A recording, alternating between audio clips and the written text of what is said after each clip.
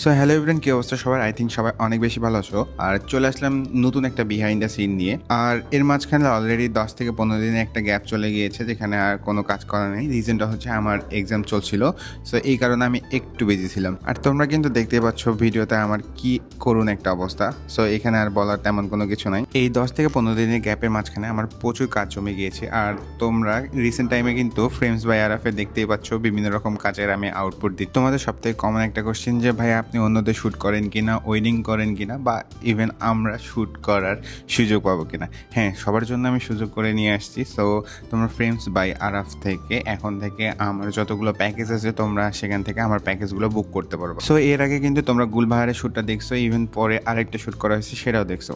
তো আজকে তোমরা দেখবে একটু ডিফারেন্ট বলবো না, গুলবাহারের মতোই।